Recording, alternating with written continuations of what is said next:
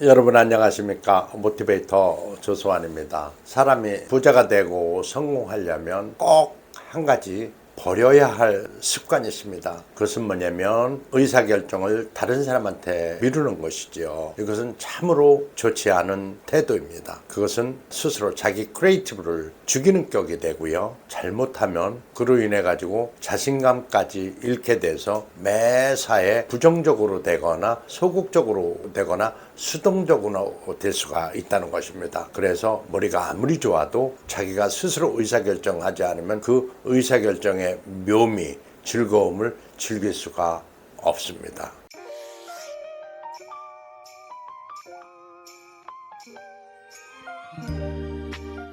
예를 하나 들어볼게요. 애경이 사세가 확장되면서 구로구청 앞으로 작은 빌딩을 하나 더 지을 때 얘기입니다. 그때 총무부장이 와서 회장님께 여쭤봅니다. 장희심 회장님께 오셔가지고 총무부장님은 회장님 우리가 5층 건물을 짓는데 엘리베이터 탈까요 말까요 이렇게 물어봅니다. 회장님 다르세요 그렇게 말씀하시고 다시 올라와서 회장님 동력자원부에서 5층까지는 엘리베이터를 못 올리게 합니다. 그래요? 그러면 달지 마세요. 또다시 올라옵니다. 회장님 사세 확장이 더 되면 6층 7층 올려야 되는데 미리 달아놓고 그때 가서 확장 공사를 하면 됩니다. 그럼 타세요. 다시 올라옵니다. 회장님 동력장부 현재 규정이 못 달게 돼 있는데 달면 규정 위반입니다. 그러면 달지 마세요. 이렇게 하기를 몇 번 하자 회장님이 화를 확 내시면서 당신이 초등학생이야 뭐야 도대체 나들 어떡하라고 자꾸 나한테 몇 번 물어보는 거야 똑같은 질문을 이렇게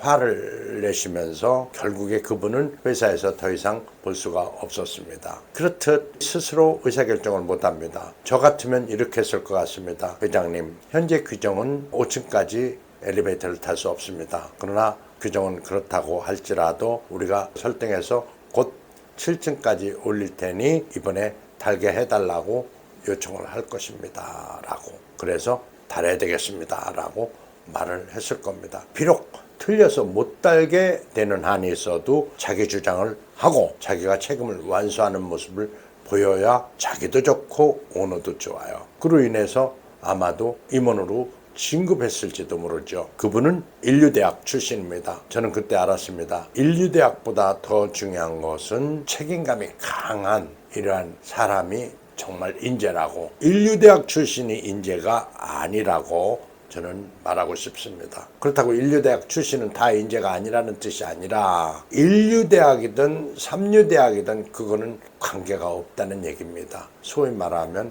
책임감이 얼마나 강하냐에 따라서 크리에이티브 아이디어도 나온다는 거죠. 한다라고 생각하고 일을 된다라고 생각하고 하면 충분히 되는 아이디어가 나오고 대안도 수립이 되지만 안 된다고 생각하고 다른 사람한테 의사결정 미루면 사실은 죽도 안 되고 밥도 안 되고 그 피해는 고스란히 나한테 온다는 사실을 우리가 알아야 돼요. 그렇기 때문에 참으로 책임감이 강하고 또한 리스크 테이킹을 과감히 하는 거는요 굉장히 즐길 만한 가치가 있습니다. 또 하나 예를 들을게요. 선실크와 하나로 샴푸의 샴푸 프로덕트 매니저를 할 때였습니다. 과장 때였죠. 과장 때 회장님한테 올라가서 토니안 가이 헤어쇼를 하겠다고 그랬습니다. 또 국내 유명한 헤어 디자이너 찰리 정과 함께 헤어쇼를 하면은 광고 이상 훨씬 더 큰 효과를 가져올 수 있습니다. 근데 6천만 원이 듭니다. 그때 6천만 원은 매우 큰 돈이라서 미리 구두 결제를 막고 시행을 해야 했습니다. 왜냐면 토니앤가이 영국에서 오는데 다 비즈니스 클래스 끌어줘야죠. 또 신라호텔에서 재워야죠. 또 신라호텔 대관료 있죠. 먹여야죠. 이런 걸 다 했을 때 6천만 원이 드는데 이게 성행할지 안 할지 알 수 없는 리스크 테이킹 하는 겁니다. 그래서 그때 과감히 저는 한다라고 제가 결심을 하고 회장님을 설득을 했습니다. 회장님 제가 책임지겠습니다. 그리고 반드시 성행합니다. 왜냐면요 미리 사전 광고 효과 있죠. 또 사후 광고 효과 있죠. 사전 PR 효과 있죠. 또 사후에 PR 효과 있죠.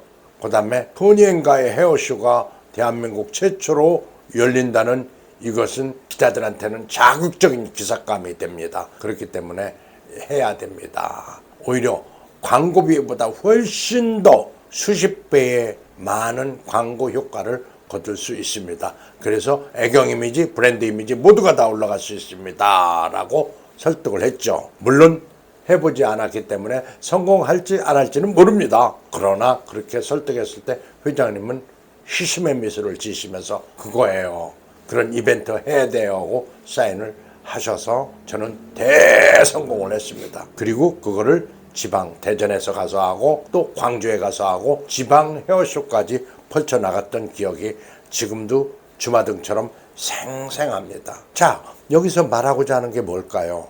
해보지 않고는 결과를 알 수 없기 때문에 소위 샐러리맨들은 그러한 리스크 테이킹을 안 하려고 합니다. 안 하려고 하니 누가 대신할 수 있을까요? 내가 프로덕트 매니저인데 말이죠. 내가 마케팅 매니저인데 말이죠. 아무도 할 수가 없을 겁니다. 그러면 그런 이벤트는 열리지 않을 것이고 그런 PR 효과는 없을 것이고 그로 인해서 시장 점유율이 퍼지지는 못할 거라 이런 얘기입니다. 뭐 이 얘기만 해도 뭐 몇 시간 거리겠지만 짧게 얘기하면 책임감은 즐기면 기쁘고 리스크 테이킹은 할수록 쾌감 있는 것이다 라는 얘기를 하고 싶어요.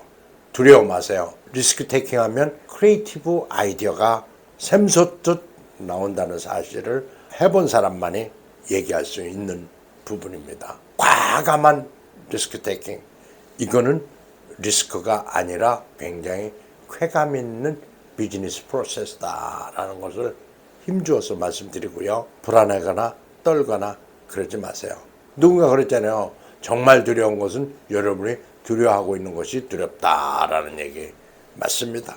될 일도 두려워하고 떨면 안 되는 거죠. 그러나 과감히 된다라고 확신을 갖고 달려들 때는 샘솟는 크리에이티브 아이디어가 되는 방법이 나온다는 것을 힘주어 말합니다. 그래서 부자가 되고 성공할 수가 있는 것이죠. 어찌 보면 제가 만 35살에 마케팅 중역이 될 수 있는 이유는 이러한 과감한 리스크 테이킹이 없었다면 아마 불가능했을 것 같습니다.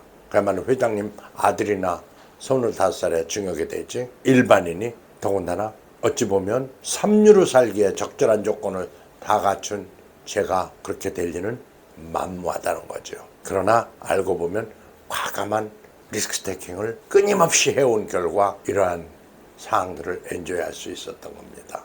여러분 과감하게 리스크 테이킹 하세요. 겁먹지 마세요. 두려워하지 마세요. 됩니다. 확신을 가지십시오. 감사합니다.